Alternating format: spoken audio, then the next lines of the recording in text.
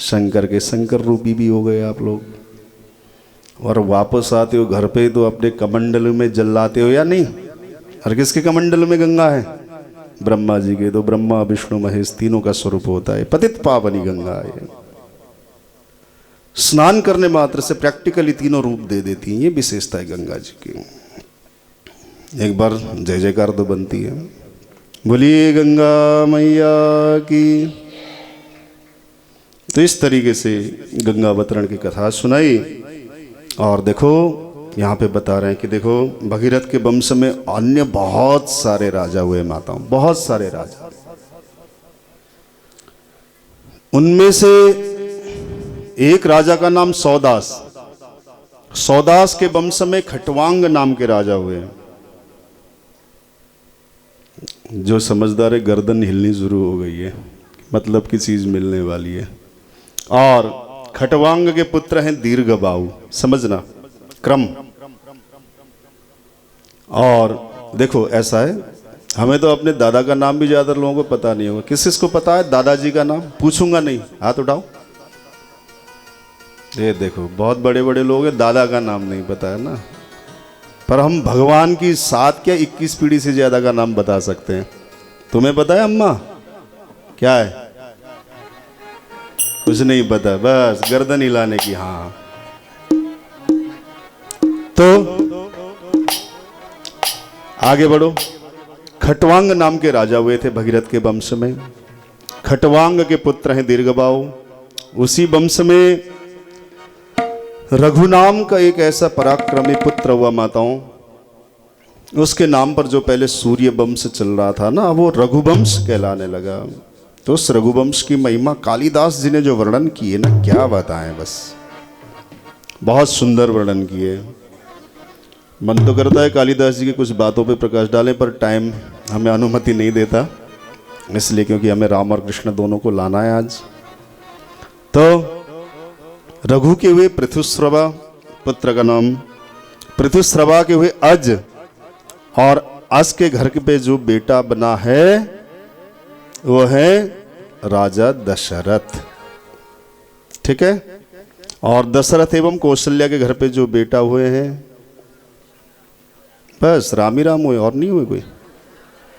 हाँ, अब कहानी मतलब की आ गई ना, सबके हाथ पैर सब हिल गए। अब ठीक है। तो श्री राम का नाम आया तो आइए गोस्वामी जी के साथ चलते हैं ना, प्यार से चौपाई से। श्री राम के दर्शन के बाद अयोध्या में पहुंचे पहले, और उसके बाद जल्दी घूम घाम के फटाफट मथुरा की ओर पहुंचते हैं जल्दी जल्दी से। ठीक है ना, आइए चलें अयोध्या के साथ, तालियों के साथ, प्यार से। चौपाइयों का गान है, बड़े सुंदर है। अवधपुरी रघुकुल मनि राउ, गाओ ना, अभी भजन कहता तो सब गड़बड़। अवधपुरी रघुकुल मनि राहु, अवधपुरी रघुकुल मनि, अवधपुरी रघुकुल मनि राहु, अवधपुरी रघु, वेद विदित तेहि दशरथ नाम, वेद। वैसे मुझे समझाने की जरूरत नहीं है, इतने सुंदर तरीके से समझाया मेरे तुलसी ने, क्या कहने।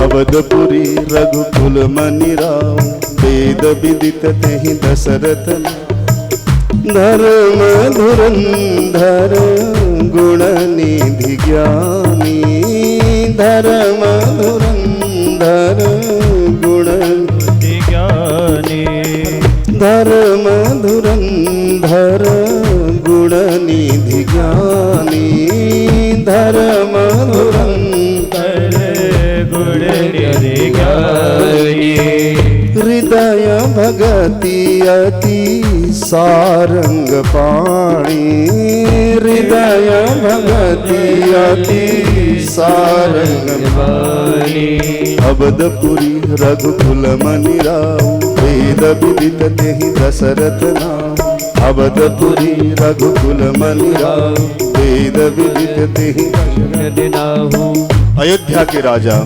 महाराजा दशरथ। चिंता मत करो, इस संगीत में ही मैं राम जी को ले आऊंगा, इस संगीत के बीच में ही ले आऊंगा, टेंशन मत लो। तालियां बजाते रहो, बस शर्त यही है। अयोध्या के राजा रघुकुलमणि, वेद तक जिनका बखान, ऐसे महाराजा दशरथ, जिनका धर्म धुरंधर गुणी ज्ञानी सारंग पाणी, भगवान विष्णु के भक्त है ना। कौशल्य कैकेयी सुमित्र 3 रानी है, पतिव्रता है, हृदय में भगवत भक्ति है। ऐसे होते थे राजा पहले। इतने सुंदर दोए चौपाए मेरे तुलसी के, क्या कहने।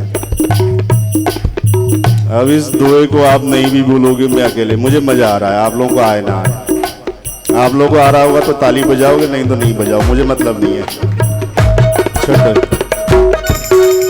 कौसल्यादि नारी प्रिय सब आचरण पुनीत, पति अनुकूल प्रेम दृढ़ हरिपद कमल विनीत, अवधपुरी रघुकुल मनि राऊ, वेद विदित तेहि दशरथ नाम।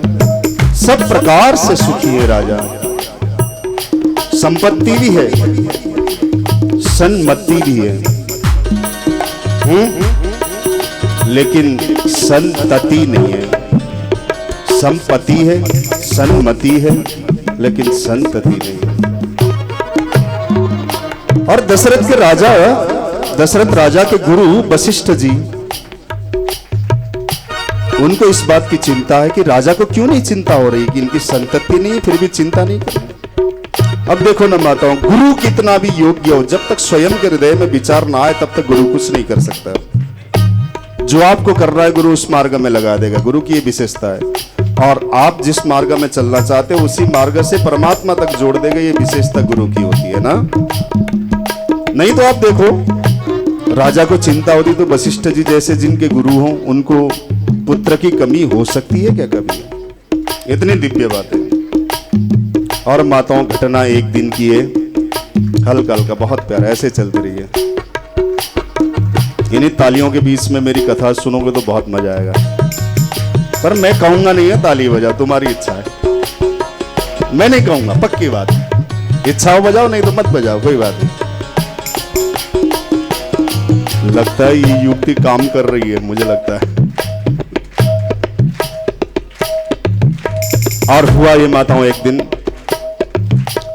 एक बार गुरुपत्नी अरुंधति राज्य में बैठी हुई थी।